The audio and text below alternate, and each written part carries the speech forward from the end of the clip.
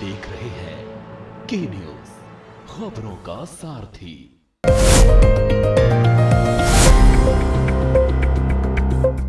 नमस्कार, के न्यूज के खास स्पेशल रिपोर्ट में आपका स्वागत है और मैं हूं मनोज मानस। आज हम फिर हाजिर हैं देश विदेश की कुछ खास खबरों के साथ। और सबसे पहले हम बात करेंगे बिहार में आरजेडी के वेश भोजपुरी बेल्ट पर बीजेपी के फोकस की। दरअसल इस चुनावी साल में पीएम मोदी लगातार बिहार के दौरे कर रहे हैं। वहीं देखिए, इजराइल और ईरान के बीच जंग के दौरान में क्या कुछ हो रहा है, वो घटनाक्रम की ऐसे ही जिनके कारण इजराइल ईरान के बीच जारी जंग में लगातार नए नए मोड़ आ रहे हैं। और चलते चलते बात करेंगे, अचानक मायावती के फैन क्यों हो गए स्वामी प्रसाद मौर्य के। तो चलिए अब चलते हैं खबरों के विस्तार में।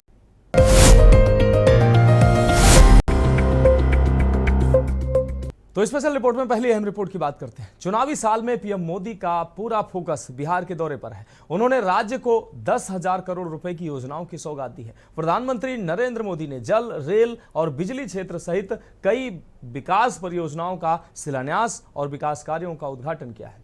अब सवाल यह है कि पीएम मोदी का भोजपुरी बेल्ट में जोर क्यों है।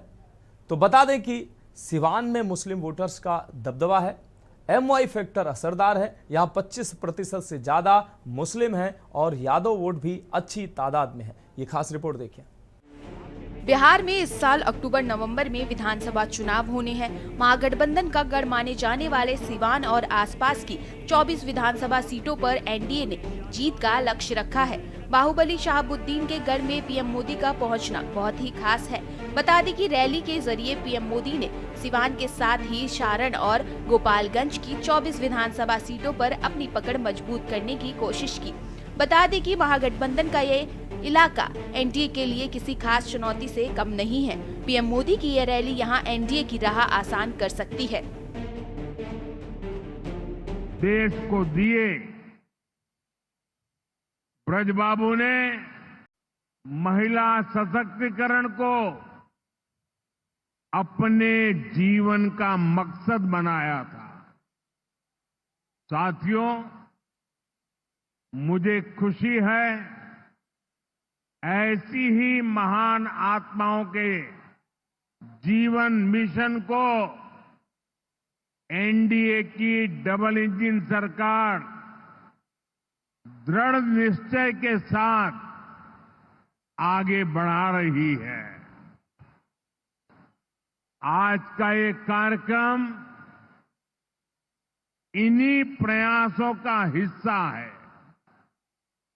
आज इस मंच से हजारों करोड़ रुपए की योजनाओं का शिलान्यास और लोकार्पण हुआ है।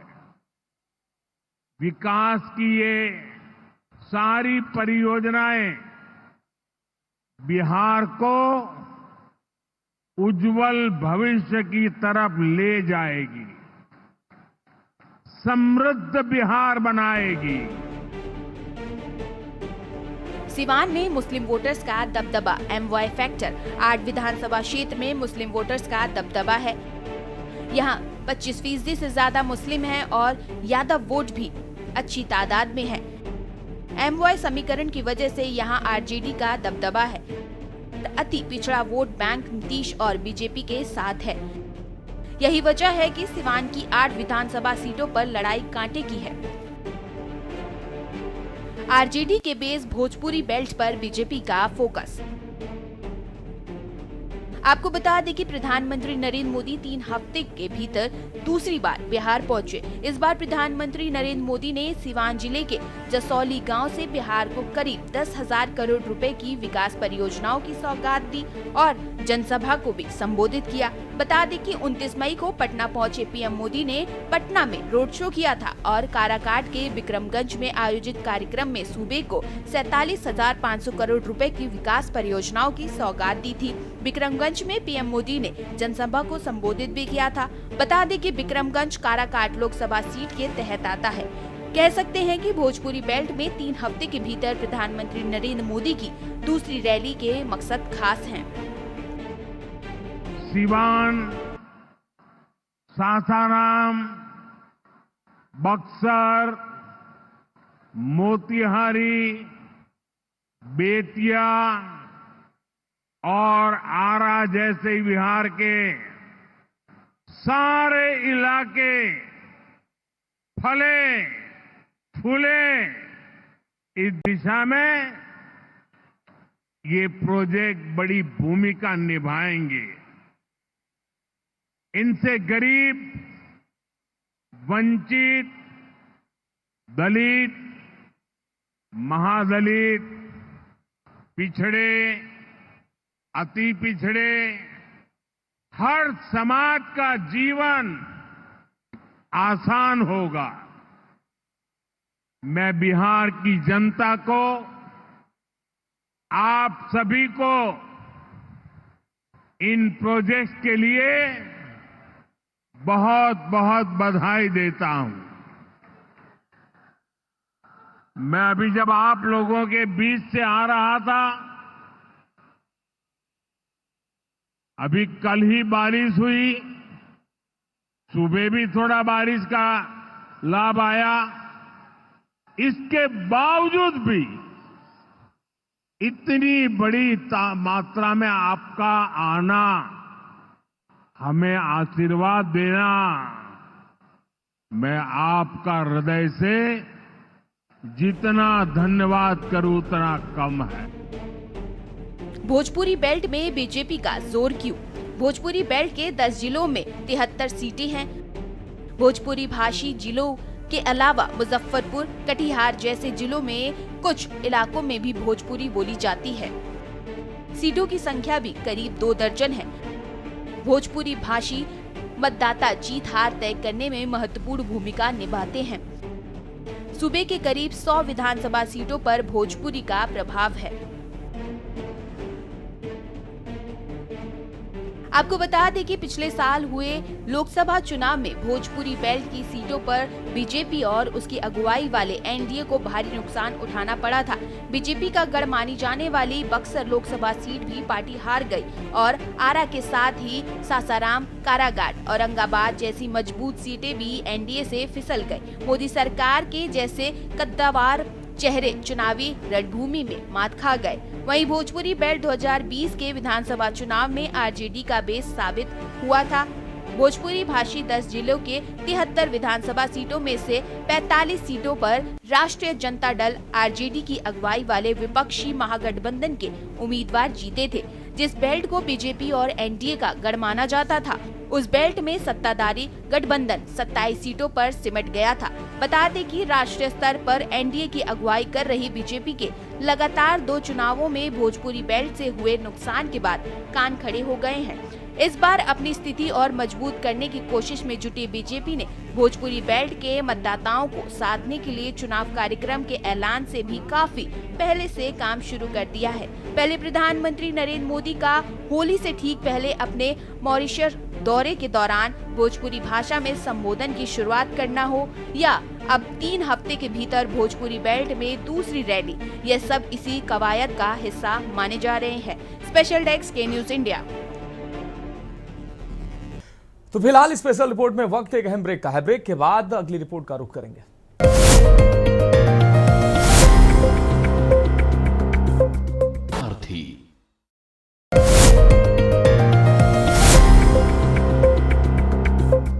तो स्पेशल रिपोर्ट में अगली अहम रिपोर्ट की बात कर लेते हैं। ईरान और इजराइल के बीच चल रही जंग नए दौर में प्रवेश कर चुकी है। संघर्ष शुरू होने के 8वें दिन भी दोनों देश एक दूसरे पर बड़े स्तर पर हमले कर रहे हैं। एजेंसी ISNA के मुताबिक इजराइल ने ईरान पर रात भर हमले किए, जिसमें अराक के पास एक रिएक्टर, नतांज के पास एक सुविधा और खोंडब हेवी वाटर रिसर्च साइट के नजदीकी इलाकों को निशाना बनाया गया, जो ईरान के परमाणु कार्यक्रम का हिस्सा है। एपी की रिपोर्ट के मुताबिक जवाबी कार्रवाई में ईरान ने मिसाइलें दागी, जो इजराइल में एक मेडिकल बिल्डिंग पर गिरी और आसपास के अपार्टमेंट को नुकसान पहुंचा। यह अहम रिपोर्ट देखिए। ईरान इजराइल जंग में तबाह इलाके। 8वें दिन की जंग की जो खबरें मिली उसके मुताबिक इजराइल के एयर कैंपेन ने कई परमाणु और सैन्य स्थलों को निशाना बनाया, जिसमें सीनियर जनरल और परमाणु वैज्ञानिक मारे गए। वॉशिंगटन स्थित एक ईरानी मानवाधिकार समूह ने बताया कि ईरान में करीब 639 लोग मारे गए हैं, जिसमें 263 नागरिक शामिल हैं और 1300 से ज्यादा नागरिक घायल हुए हैं। वहीं जवाबी कार्रवाई में ईरान ने करीब 400 मिसाइलें और सैकड़ों ड्रोन दागे हैं, जिससे इजराइल में करीब 24 लोग मारे गए और सैकड़ों घायल हो गए। ट्रंप प्रशासन की कूटनीतिक और रणनीतिक चाल।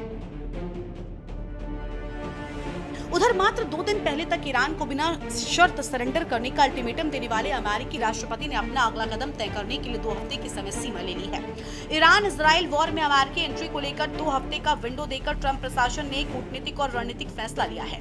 इस बीच रूस, चीन और उत्तर कोरिया ने इस जंग के लिए इजराइल और यूएस की तीखी आलोचना की है। अमेरिकी राष्ट्रपति ट्रंप ने ईरान के खिलाफ इजराइल के हमले को लेकर बयानबाजी जारी रखी। उन्होंने ये भी दावा किया कि ईरानी अधिकारी बातचीत करना चाहते हैं, लेकिन इसमें थोड़ी देर हो चुकी है। तो वहीं नेतन्याहू ने कहा कि इजराइल ईरान के परमाणु और मिसाइल बुनियादी ढांचे को खत्म करने के लिए आगे बढ़ रहा है। उन्होंने ट्रंप को उनके समर्थन के लिए धन्यवाद दिया, जबकि ईरान के सुप्रीम लीडर अयातुल्लाह खमेनेई ने ट्रंप की सरेंडर वाली अपील को खारिज करते हुए चेतावनी दी कि किसी भी अमेरिकी सैन्य हस्तक्षेप से निसंदेह बड़ी क्षति होगी। अमेरिकी सैन्य हस्तक्षेप के खिलाफ रूस। वहीं इजराइल ईरान जंग की शुरुआत में रूस का रुख पहले तो संयमित रहा, लेकिन ट्रंप के बयानबाजियों के बाद रूस ने अपना रुख बदल दिया। रूसी विदेश मंत्रालय ने एक बयान में कहा कि यह हमले अंतर्राष्ट्रीय कानून का घोर उल्लंघन है और मध्य पूर्व में तनाव को बढ़ा रहे हैं। पुतिन ने साफ कहा कि अमेरिका ईरान पर हमला न करे, वरना एटमी तबाही निश्चित है। रूस ने कहा कि देश के विशेषज्ञ अभी भी ईरान के बुशहर परमाणु न्यूक्लियर प्लांट में काम कर रहे हैं। रूस के परमाणु ऊर्जा निगम के प्रमुख के मुताबिक वहां स्थिति सामान्य और कंट्रोल में है। साथ ही उम्मीद जताई कि इजराइल को साइट पर हमला न करने की रूस की चेतावनी इजरायली नेतृत्व को मिल गई होगी। ईरान के साथ घनिष्ठ संबंध रखने वाले रूस ने इजराइल के पक्ष में अमेरिकी सैन्य हस्तक्षेप के खिलाफ कड़ी चेतावनी दी है। ईरान पर क्लस्टर बम हमले का आरोप। बताया जा रहा है कि ईरान ने मिसाइलों के हमले के दौरान इजराइल पर क्लस्टर बम भी दागे हैं। इजराइल का कहना है कि ईरान ने ऐसा आम लोगों को नुकसान पहुंचाने के इरादे से किया है। अगर मिसाइल का यह आरोप सही है तो 7 दिन के संघर्ष में ये पहली बार होगा जब क्लस्टर म्यूनिशन का इस्तेमाल किया गया है। बता दें कि क्लस्टर बमों को अलग अलग तरह से किसी देश पर दागा जा सकता है। इन्हें लंबी दूरी तक मार करने वाली तोपों के गोले में भरकर निशाने पर भेजा जा सकता है। इसके अलावा मिसाइल रॉकेट एयरक्राफ्ट से नीचे गिराया जा सकता है। कई मल्टीपल लॉन्चिंग वाले रॉकेट सिस्टम एक बार में कई क्लस्टर बमों को गिराकर बड़ी तबाही मचा सकते हैं।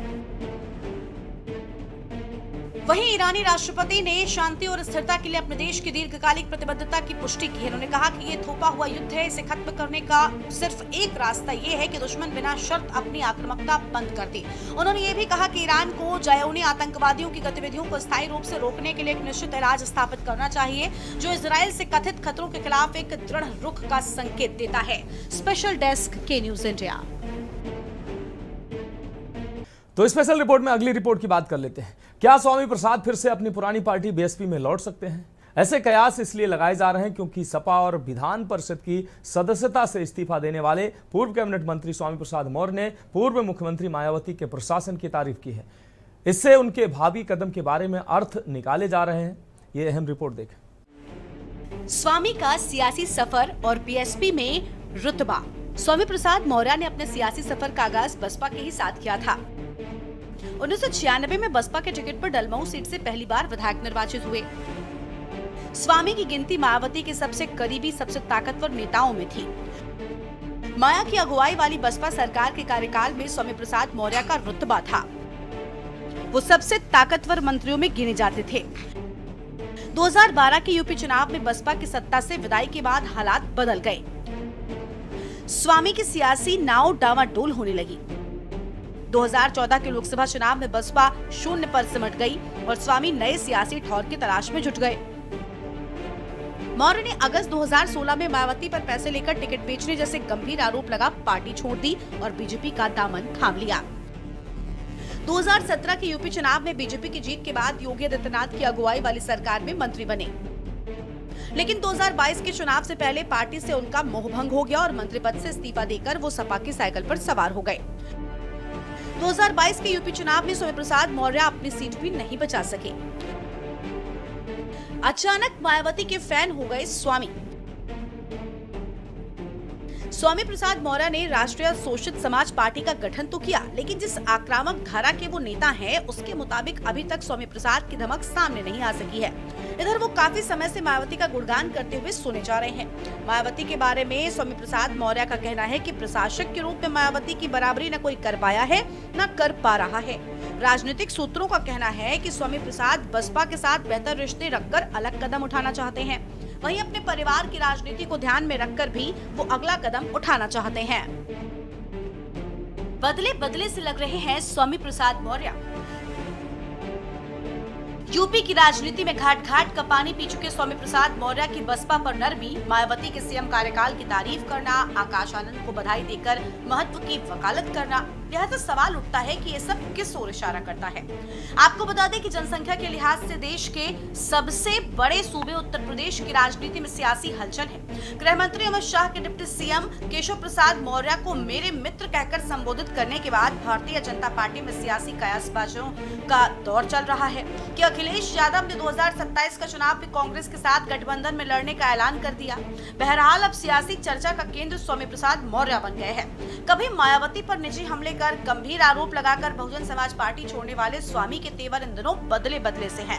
स्वामी प्रसाद मौर्य ने हाल ही में यूपी के बाराबंकी में बीजेपी के साथ ही समाजवादी पार्टी पर भी बड़ा हमला बोला, लेकिन बसपा की ओर उंगली उठाने से परहेज किया। उन्होंने बसपा सुप्रीमो मायावती की तारीफ करते हुए उन्हें अब तक का सबसे बेहतर मुख्यमंत्री भी बता दिया। हालांकि उन्होंने आगे ये भी जोड़ा कि बहन जी अब वो नहीं रही जो पहले थी।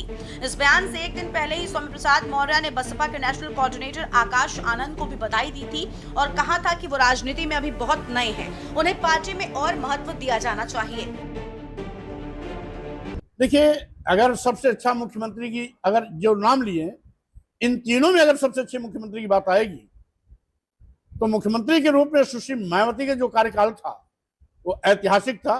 न उसके पहले वैसा कोई मुख्यमंत्री था, न उनके बाद कोई ऐसा मुख्यमंत्री। इत्तेफाक है कि बहन जी अब वो बहन जी नहीं रही जिनकी हनक, जिनके कानून राज की धमक पूरे प्रदेश में नहीं देश में सुना जाता था।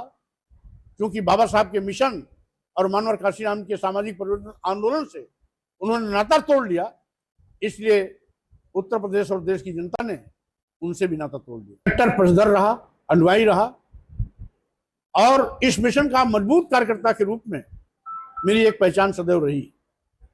आज भी मेरी पहचान उसी मिशन से है। जो भी बाबा साहब डॉक्टर अम्बेडकर मानव काशीराम के विचारों से सहमति जताएगा उसके साथ हाथ मिलाने में हमें कोई गुरेज नहीं है। तो स्वाभाविक रूप से वो प्रायश्चित करेंगी, अपनी गलतियों को सुधारेंगी। मायावती की तारीफ और सियासी मायने। आपको बता दें कि उत्तर प्रदेश की राजनीति में एक नया मोड़ तब आया जब स्वामी प्रसाद मौर्य ने पंचायत चुनाव और 2027 के विधानसभा चुनावों से पहले तीसरा मोर्चा बनाने की घोषणा की। पीडीए फॉर्मूले पर आधारित इस नए राजनीतिक विकल्प के जरिए मौर्य ने राज्य में सत्ता के समीकरणों को बदलने की कोशिश शुरू की। हालांकि इस मोर्चे का चुनावों पर कितना असर पड़ेगा या फिर ये किस पार्टी को ज्यादा नुकसान पहुंचाएगा, यह भविष्य के गर्भ में छिपा है। लेकिन बाराबंकी में एक प्रेस कॉन्फ्रेंस के दौरान मायावती को यूपी का अब तक का बेहतरीन मुख्यमंत्री बताने वाले मौर्य के बयान ने सियासी गलियारों में नई बहस छेड़ दी है। माया को तीसरे मोर्चे में शामिल करने की रणनीति तो नहीं। वहीं कई जानकारों का मानना है कि मौर्य मायावती को तीसरे मोर्चे में शामिल करने की रणनीति बना रहे हैं। अगर ऐसा होता है तो 27 का चुनावी समर और रोचक हो जाता है, क्योंकि मायावती की अगुवाई में बीएसपी का दलित वोट बैंक मौर्य के लिए बड़ा फायदेमंद साबित हो सकता है। हालांकि मायावती ने पहले ही साफ कर दिया है कि वो किसी भी दल के साथ गठबंधन नहीं करेंगी। फिर भी राजनीति में दरवाजे कभी बंद नहीं होते वाली कहावत यहाँ भी लागू होती दिख रही है। राजनीतिक विश्लेषकों का कहना है कि मौर्य का ये कदम सपा और बीजेपी दोनों के लिए चुनौती हो सकता है, खासकर उन क्षेत्रों में जहां पिछड़ा और दलित वोटरों का प्रभाव है। सपा को अपने परंपरागत यादव मुस्लिम वोट बैंक पर असर पड़ने का डर सता रहा है, जबकि बीजेपी को गैर यादव ओबीसी वोटर्स पर मौर्य की पकड़ से नुकसान की आशंका है।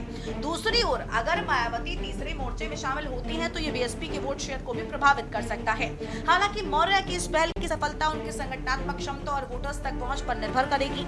अभी तक उनके नए मोर्चे का जनाधार कितना मजबूत है ये स्पष्ट नहीं है। आने वाले पंचायत चुनाव इसके पहले संकेत दे सकते हैं। बहरहाल स्वामी के हालिया बयानों को अतीत का रुतबा हासिल करने की उम्मीद के साथ बसपा में वापसी के लिए नरम संकेत के रूप में भी देखा जा रहा है।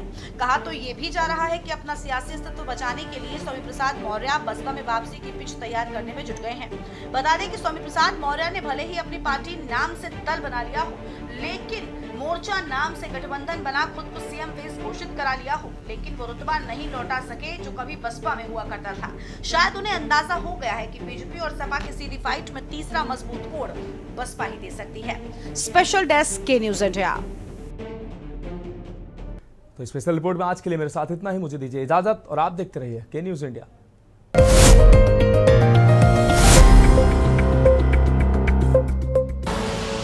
आप देख रहे हैं के न्यूज, खबरों का सारथी।